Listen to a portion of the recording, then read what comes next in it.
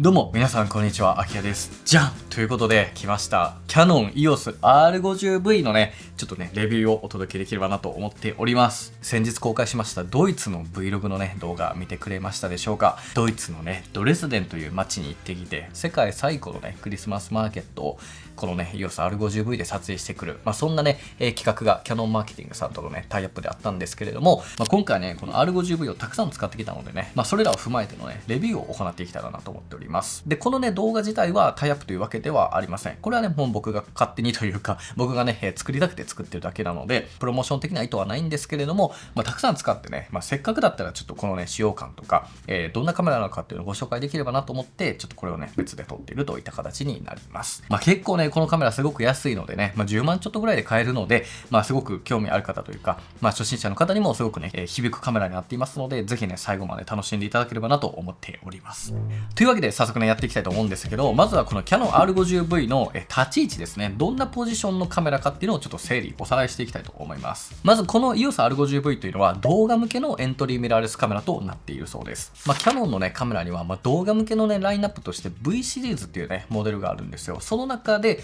今のところ唯一のレンズ交換式のね、カメラになっています。はい。なので、レンズが取り外すことができますね。で、この V シリーズっていうのはいろいろとあって、めちゃくちゃコンパクトな、ポケットに入ってしまうぐらいのカメラとして、パワーショット V10 っていうのがあります。で、そして僕のね、チャンネルでも、過去にお届けした、これですよね。レンズ一体型の、コンパクトデジタルカメラ、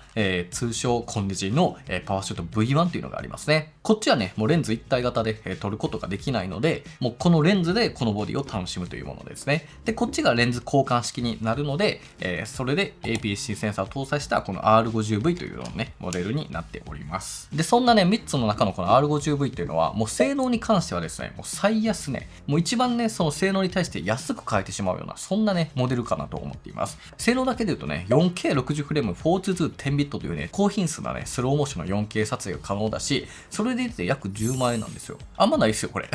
なので、このね、立ち位置が実はすごくいいんだけど、まだね、あんまりね、YouTube 上に取り上げてる方はね、そこまで多くないなっていう印象があるので、今回はね、これを徹底的にね、ちょっと見ていきたいと思います。じゃあまずはやっぱりね、いつものごとくボディデザインからね、見ていきましょう。まずこのコンパクトさ、どうでしょうか。めちゃくちゃちっちゃいですよ、本当に。レンズもね、やっぱ APS-C なんでちっちゃいものが今ついてるんですけど、こちらはね、今10、18mm の F4.5 から F6.3 のレンズがついています。ボディ重量が 375g とめちゃくちゃね、小さくて、若干グリップもあるという感じですね。浅いけど、ちゃんとあるので使うことはできます。ただ、ファインダーがないので、ファインダー、要は覗くモニターのようなものですね。こういったファインダーっていうのが普通のカメラに比べてありませんと。で、ボディ設計はね、かなり動画向けに設計されています。例えば、ここのシャッターボタンがね、レックボタンの仕様になっていたりとか、しかもね、ここの前面にもね、レックボタンがあるので、ここを押しても、ここを押しても動画が撮れちゃうみたいな感じですね。で、撮影時はこのようにタリーランプがね、光るようになっていますので、動画撮影中というのが一目でわかるような仕様になっています。で、バリアングル式モニターになっているので、自撮りのね、撮影も可能だし、例えばモニターをね、縦にして、縦サイズコンテンツも撮影できるといった形になります。メニュー画面も今縦側になっていますよね。で、ここのね、モードダイヤルちょっと見てほしいんですけど、これほとんど動画用になってるんですよ。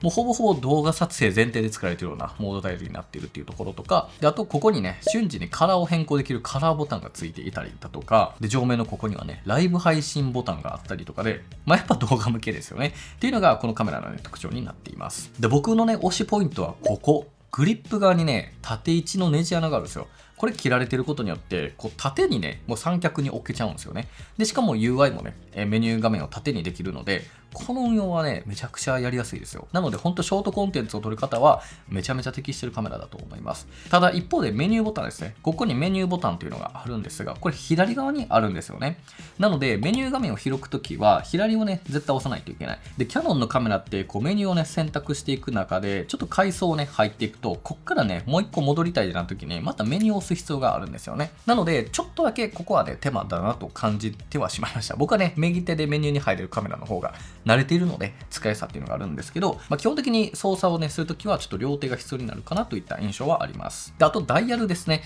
ダイヤルは上部にここ、はい、親指のダイヤルが1つあるのと、あとは背面に十字キーのダイヤルがあるといった形になりますので、2つのダイヤルがあります。で、正直ここも、もう1個あればなとは思います。やっぱりね、FT、シャッタースピード、ISO、このね、3つをね、僕は全部に割り当てたいんですけど、やっぱ1個足りなくなるんですね。ISO とかをね、タッチして操作していく必要っていうのがあるんですが、まあでも慣れてしまえば問題はないかなっていうのと、あとはね、ここのファンクション1、先ほど紹介したライブ配信ボタン、ここをね、僕はほぼ使わないので、ここにね、ISO を割り当てて、そのままね、変更していくみたいな、そういったね、用途にしておけば、すごくね、使いやすいんじゃないかなと思いますね。で、端子類は USB-C とマイクロ HDMI、マイク端子、ヘッドホン端子、そしてリモコン端子ですね。まあ、これらがあるので、まあ、僕はもうマイクが付けれれば、これでいいかなっていうぐらいに感じておりますね。まあ、割とちゃんとついてるなという印象ですね。まあ、そんなところで、このね、R50V のね、続いてスペックを見ていきましょう。こんな感じになっています。このカメラ APS-C センサーになっていますので、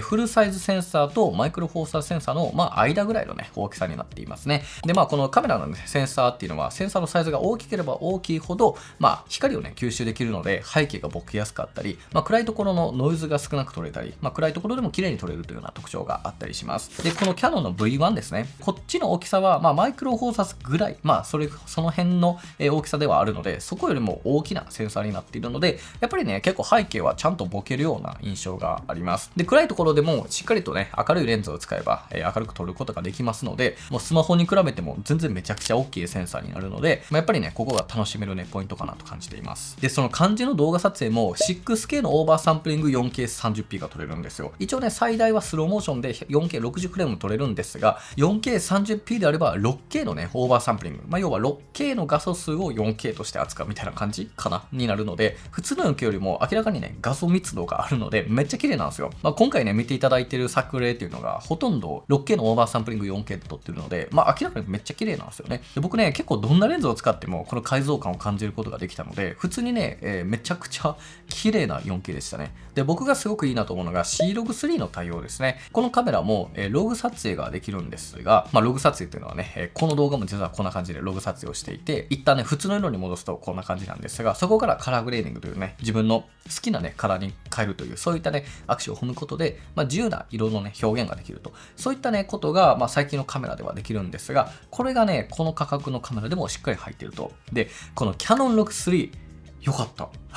V1 のね、キヤノンログね、結構癖あったんですよ。赤みがすごく出やすかったり、ちょっとマゼンタっぽい発色がすごく出るなという印象だったんですね。で、まあそれが完全にないとは言い切れはしないんですが、僕の中では結構色編集がだいぶ良くなってるような気がしました。もしかしたら同じのが入ってるだけなのかもしれないんですけど、ちょっとなぜかね、V1 よりはこっちの方が色のね、扱いやすさがね、個人的にはしてしまいましたね。で、それでいて、このキヤノンログ3の時のISO がですね、ISO400 からなんですよ。ISO が低ければ低いほど、まあ、明るさが低くできるので、まあ、外のね、撮影時ってめちゃくちゃ明るくなるんですよね。そういった時に動画っていうのは基本的にはシャッタースピードもね、あまり変えないっていうのがあるので、この ISO が低いほど撮りやすいっていうのがあるんですが、ここがね、結構撮りやすいなと思います。で、なんなら、この ISO400 以外にも、拡張 ISO っていうね、まあ、ちょっとダイナミックレンジは狭くなるけれども、もっと下げることができる。それで100までいけたりするので、ここら辺のね、使い勝手っていうのは非常にね、いいんじゃないかなと感じています。まあ、っていうね、ことはできるんですけど、まあ、難しいじゃないですか。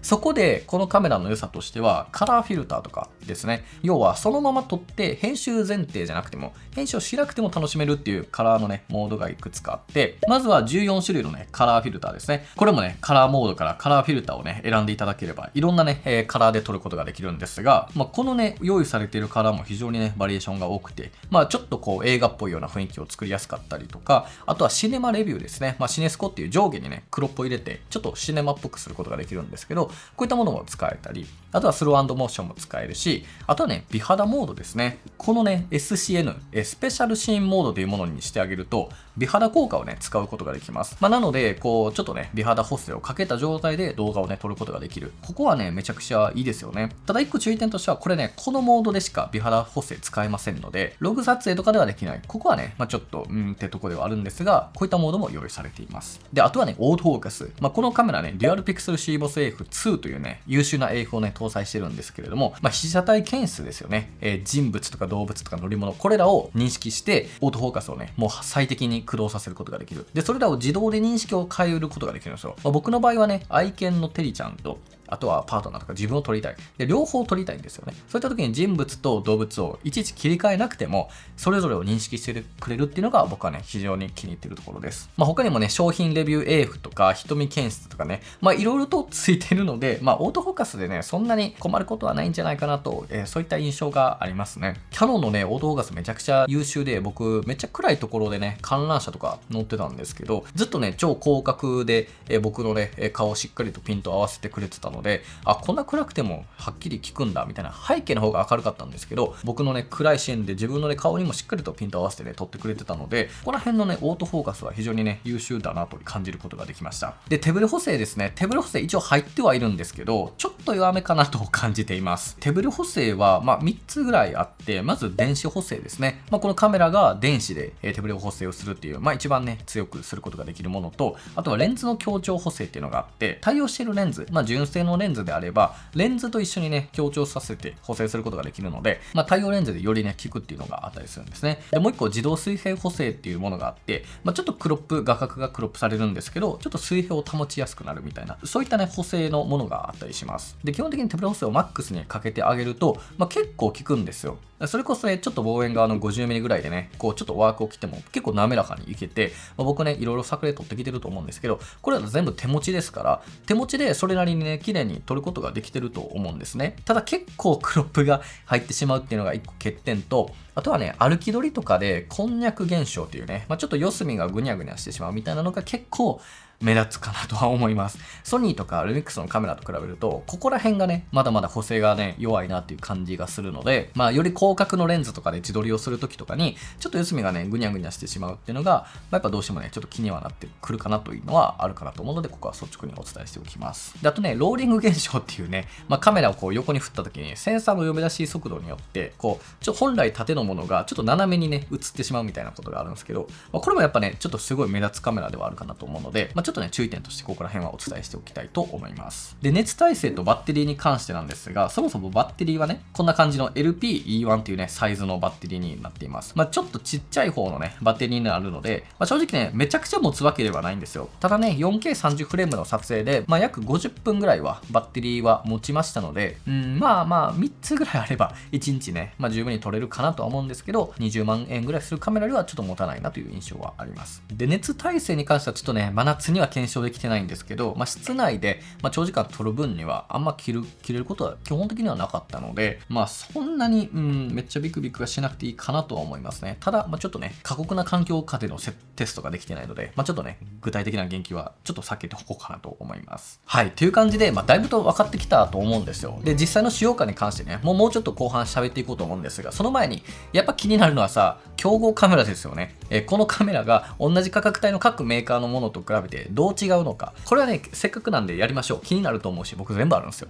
まずこれですよね。ソニーの ZV-E10II。はい。ここめちゃめちゃバチバチ競合ですよね。スペックもちょっと出しながら見ていきますが、E10II ね、ちょっとすごくやっぱスペックいいですね。しかもこの E10II ね、4K120 解禁されたんですよ。こっち 4K60 じゃないですか。これ120いけるっていう後からね、アップデートが来ちゃったんですよね。無料で。4K120 っていうのは 4K 撮影でもっとスローモーションがね、4K60 よりもその倍スローモーションにできるっていう、すごいんですよ、やっぱりここは。で、同じ 4K60p の撮影時もクロップ率がね、R50V は約 1.56 倍かかるのに対して ZV-10II は約 1.1 倍で済むと。ここの差はめっちゃ大きいし、E10II の120フレームで約 1.6 倍になるので、これはね、ちょっとやっぱ差があるなという感じはしますね。で、手ブレ補正も正直ね、E10II すごく良くて、ローリング現象の歪みも E10II がね、少ないなという印象があります。で、極めつきにはね、バッテリーがね、でかいのが入ってるんですよね。ソニーのね、α7 シリーズ、フルサイズカメラと同じバッテリーなんで、よく持つんですよね、これ。ってなったら E10II めっちゃいいんですが、値段っすね。値段がね、やっぱ3万円ぐらいプラスになるので、いや、3万はでかいですよね。実際の使用感みたいなとこはね、あんま変わらんかな。両方一緒ぐらい十分使いやすいっす。こっちのバリアングルモニターで、すごくね、使いやすいし。ただ僕はね、このキャノンのカメラでめちゃくちゃいいなと思うのは、やっぱり縦撮影とかがね、できたりとか、細かなね、ダイヤル構成とかはすごく優れてるなと。そもそもボタンが多いんじゃないかな、こっちの方が。とかあったりはするので、スペック表だけを見たらね、やっぱこっちの方が機能はいいですよね。ただ、やっぱスローにしない方は、全然この3万円のね、安くそれをレンズに当てるとかめちゃくちゃいいと思うんですよ。あとはやっぱ 6K のオーバーサンプリングもでかいかも。解像感があるので、すごい、綺麗ってなるかもしれない。絵で見たら。ただ、スローモーションバンバンやりたいとか、バッテリー持ちめっちゃ良くしたいとかは、E10-2 すごくやっぱ優れてるなと感じますかね。結構ここは用途で選んでもいいかなと思います。で、次、これですよ。XM5、富士フィルムの XM5 ちゃんですね。これもね、僕パートナーと使ってる愛用してるカメラになりますが、これも非常に似てるんですよね。スペックはこんな感じになってますね。この XM5 はもう 6K 撮れちゃうみたいな感じとか、あとはこんなにちっちゃいのにオープンゲート撮影ができたりとか、そこら辺のね、良さがあったりしますね。僕 XM5 でね、サーファーのドキュメンタリー映像を作ったことがあったんですけれども、この映像がね、やっぱもうレンズちゃんとやれば、こんな質感で、ドキュメンタリーみたいに撮れちゃうんですよね。っていうところもポテンシャルを知ってる上で公平にね、違いをお伝えしたいんですが、動画性能も申し分ないし、やっぱ富士フィルムのカメラっていうのは、フィルムシミュレーションというね、ものがあって、ここにちょっとね、シミュレーションダイヤルがあるんですけど、こういったものをね、活用してあげることによって、フィルムを模倣したような、シミュレーションをね、カラーのプロファイルを使って撮影ができるというね、富士フィルムカメラならではの楽しみ方もあるんですよね。で、あとね、見た目がめっちゃ可愛いのと、あと小さいですよね。っていうので、やっぱこっちを選びたくなる、人も多いんじゃないかなと思います。ただ、やっぱ価格が13万円ぐらいになってしまうっていうのがあるので、やっぱね、R50V のコスパがエグいですね。やっぱ3万でかいじゃないですか。ここをね、どう取るかですよね。で、僕個人としては、R50V の方が色の編集がしやすいなと感じます。この機種の Canon Log3 は扱いやすかったので、M5 も、F ログが入ってるんですけど、F ログよりはちょっとこっちの方が編集のしやすさがね、ちょっとあったので、そこら辺がいいなと思うし、あとは熱停止のね、安心感とか、フォルスカラーとかね、タイムコードとかね、動画向け機能も R50V の方がちょっとね、搭載されているような気がしていますね。M5 はね、どっちかっていうと写真用途で僕は使ってるので、ここもね、ほんと用途次第にはなるんですが、ここら辺もね、好みで考えてもらえたらなと思います。で、あとはですね、同じメーカーで Canon のところなんですけど、写真を重視したいなら、こちらですよ、R10 という選択肢もあると思います。なんかまた出てきた、ややこしいってなると思うんですけど、簡単に言うと多分これセンサー同じだと思うんですよ。確定ではないです。これ僕が勝手に言ってる時、多分同じようなセンサーなんですよね。で、これが、写真用途向けにもしてるっていうのが R10 で、動画向けにしてるのが R50V だと思います。なので、スペック表を見てもほぼ一緒だと思うんですね。ただ、こっちにはファインダーと、あとね、フラッシュもついていたりします。このファインダーがついてることによって、ちゃんと覗いて撮影がね、できるようになっていますし、このね、フラッシュを開けてあげると、フラッシュを光らして撮影をね、することができるようになりますので、はい、撮影すると、こんな感じでフラッシュをね、使って撮れたりするので、これがね、結構僕は好きですね。で、その分、こっちだとね、Canon Log が使えなかったりするので、ちょっと色編集がね、後処理でやりにくいっていうのが、若干あったりはするんですけど、あとね、本体サイズもこっちの方が大きくはなっちゃうんですけど、やっぱこのグリップ感であったりとか、グリップかなり深いので、それでこのね、フラッシュがあるので、こうやってね、撮影ができる楽しさっていうのもあるので、写真優先にしたい方は、こっちでもね、全然いいんじゃないかなと思います。ただね、ちょっとだけ価格がね、高くなっちゃう。1万円ぐらい高くなっちゃうので、もう1個下げたいという方は R50 というのもあります。こちらだと10万円切っちゃうので、4K のスローモーションとか撮れないし、ちょっとセンサーはね、違うと思うので、若干画質の劣化はあるかもしれないんですけれども、他のね、メーカーのものとも比較をしながら、自分のね、用途に合ったものを1個ね、探してもらうっていうのがいいんじゃないかなと思います。で、ちなみにもっとね、価格を抑えた、Canon の EOS KISS シリーズっていうのもあるんですけど、あっちは EF マウントだったりするんですよ。なので今後のね、フルサイズとか、もうちょっといいものを使いたい、レンズとかも最新のものを使いたいなってなれば、やっぱこの RF マウントの方が、今 Canon が力を入れている、マウントになるので、できればやっぱ R50V とか R50、R10 とかね、そういったものを選んでいただければいいのかなと思います。はい、という感じでね、ちょっと皆さん気になっているだろう、他のね、カメラとも比較をしてみたんですが、ここからね、ちょっと実際に使用感をね、僕が、スペックだけじゃわからない、使ってみてのね、使用感というのもお伝えしていきたいと思います。まずね、やっぱ画質なんですよね。このね、画質がやっぱサクッと撮れちゃうのが非常に良かったです。やっぱね、6K オーバーサンプリング 4K の高画質がちょっと期待値を超えてきました。なんかね、僕この 10mm、18mm のレンズ、こんなこと言ったらあかんねんけど、正直そんなんやろと思ってたんですけど、よかったっす。Vlog のね、シーンほぼこれで撮ってるんですよ。全然改造してるじゃないですか。フランスのパリに行った時とかもエッフェル塔でね、ちょっとイエーイみたいな感じで撮ってたんですけど、改造してるんですよね。全然綺麗で、これでいいやんってマジでなったっす。で、あとはやっぱレンズがね、バチッと決まれば、夜の撮影とかでも結構ね、ディティールが残ってて、そんなにね、シャープというか、線が細いようなイメージはないんですけど、とはいえソフトでもなくて、ちょうどいいね、解像感を持ってるような感じがしています。4K60 と 4K30 では明らかに画質が違うので、僕はもう 4K30 ばっかで撮っていたんですけど、24かな。はい、24でも、たくさんね、綺麗に撮ることができたので、僕はこの高画質めちゃくちゃ気に入りました。で、そのね、高画質がレンズ次第でマジで化けると思ってて、ちょっと今回ね、一部使ってた、てか結構これ使っちゃったんですけど、20mm の F1.4 のね、L レンズっていう、これ正直めちゃくちゃ高いし、めっちゃいいレンズなんですけど、こういうものを使えば、結構バグるっす。バカ綺麗やった。クリスマスマーケットのね、シーンは、ほぼ全部これで撮ったんですよ。インサートの方ですね。Vlog はこっちで撮ってたんですけど、これで撮ったら、結構エグかったっすね、画質。10万円のカメラで、この質感出るんやって、ガチで驚きました。めちゃめちゃ綺麗じゃないですか。でしかも APS-C やから非常によくボケるし、あとね、やっぱクロップがね、多いカメラにはなるので、20mm でちょうどよかったんですよ。20mm で手ブレ補正を最大にして、大体何ミリぐらいかな ?40mm ぐらいかなで使うと、めちゃくちゃね、使いやすい画角で、めっちゃ背景もボケるし、パキパキやし、すごいね、この解像感。とちょっと透明感もあるような感じがしましたが、ここもね非常に気に入るような画質を撮れたので、マジでレンズのチョイス次第ですごくねいい画質が得れるんじゃないかなと思います。一方でですね、そのレンズをねちゃんと選ばないと、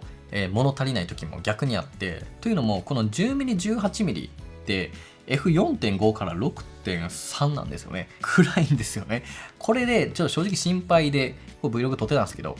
やっぱね、ノイズが乗りやすかったですね。ちょっとやっぱ暗所の弱さっていうのがこのカメラを通してあるのかなと思ってて、ベース配数も400なので、ちょっと暗めにはなるんですよね。で、やっぱりちょっとこういったレンズを使ってると、いくらクリスマスマーケットの明るいところとはいえ、やっぱね、ノイズが出やすいので、しっかりといいレンズを使ってもらうっていうのが、ちょっとね、大事にもなってくるカメラでもあるかなと思いました。なので、10mm、18mm とかであれば、こっちのシグマさんのね、APS-C 用のレンズで、こっちだったら F2.8 通しで撮影ができるんですよ。18mm でこっちに F2.8 で、こっちだったら 18mm で F6.3 までいっちゃうんですよね。サイズ感もめっちゃ大きくあるわけじゃないので、暗所で暗く自撮りもしたいという方は、絶対こっちの方が綺麗に撮れるので、ちょっと高いんですけどね、こっちだとね。なんですけど、こっちもね、いいんじゃないかなと思います。だから暗いところは結構注意が必要ですね。ただ僕の Vlog を見て、そのノイズに不快感を感じないのであれば、もうこれでいいと思うんですよ。なので、動画でね、判断していただくっていうのもいいのかもしれません。で、あとはね、撮影前にプレビューの画質が荒いんですよね。ちょっとこれ気になっちゃって、これね、今このね、プレビュー画質、レックを押す前は、ちょっとね、ノイズも出たり、ちょっと画質が荒いんですね。で、これレックを押すと、めっちゃ綺麗になるんですよ。これ何なんすかねこれ多分普通に仕様だと思うんですけど、著しく落ちるというわけではないんですけど、若干ね、撮った時の方が綺麗になるので、ちょっとこれね、改善されると嬉しいなと思います。で、あとはですね、撮影中のね、水準器の表示が保たれてます。これ良くて、V1 とのね、ちょっと進化ポイントというか、アップデートポイントで、はい、これ今水準器出てますよね。このカメラをね、動かしたら、この水平をね、こう合ってますよみたいな撮れるやつなんですけど、これが撮影時にもね、あるんですよ。はい。これね、V1 だったらね、これなくなっちゃってたんですけど、あとグリッドラインとかヒストグラムとか、これ R50V だとね、水準器消えないんですよ。これグッジョブ。当たり前っちゃ当たり前なんですけど、これね、V1 だとできないんですよね。ただ、ヒストグラムとグリッド線がね、撮影時に消えちゃうので、ちょっとこの辺ね、キヤノンさん、どうなんでしょう。これね、改善されるとすごくね、嬉しいなと思っておりますが、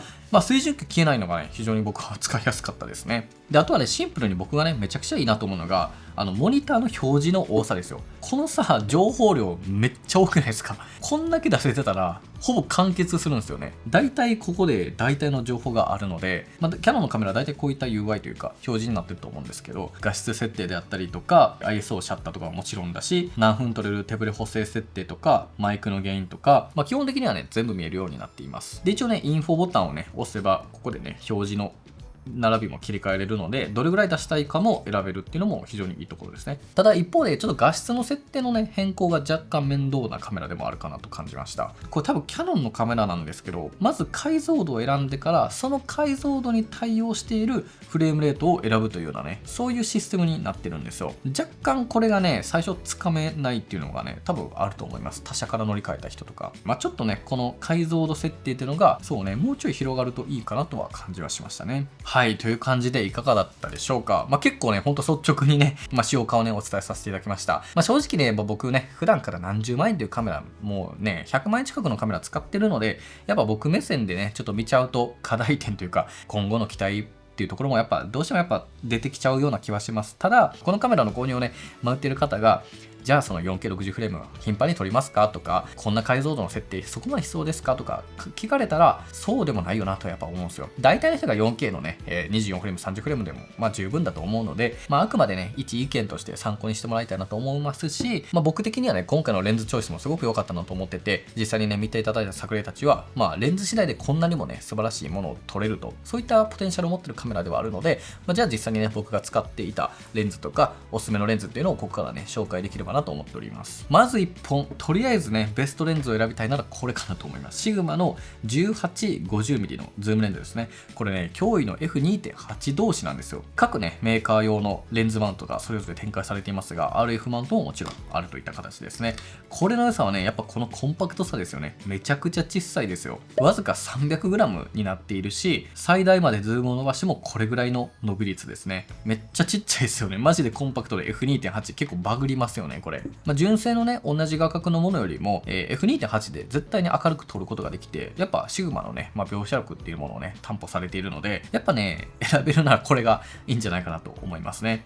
価格もそんなにね、高くはないですし、とにかく1本万能なものが欲しいという方は、これがね、やっぱりおすすめかなと思います。で、あとは、10mm、18mm の方ですね、シグマの。ただこれはね、ちょっとね、10万円弱ぐらいとかなり高くなってしまうので、全員が全員にはおすすめはしないんですけれども、やっぱり超広角でね、自撮りをしたい方は、これがね、いいかなと思います。R50V ね、やっぱりちょっとこう手ブレ補正クロップが結構入りますので、18mm とかでも結構厳しいんですよ。なので 10mm まで画角を広くして撮る必要がやっぱ出てくるので、より明るく暗いところでも綺麗に撮りたい方はこれがね、おすすめ。一方で明るさにこだわらないっていう方は、こっちの 10-18mm のレンズでも全然いいです。こっちだとね、もう 150g でめちゃめちゃ小型軽量だし、レンズ内手ブレ補正も入ってるので、強調補正でね、より手ブレ補正が効くという特徴もあったりします。35mm 換算でね、16mm から 29mm で 18mm の 29mm で撮れば、手ブレ補正とかいろいろ入ってだいたい 40mm ぐらいにはなるような気がするんですよ。そんないかんか。30とか35ぐらいかな。行くか。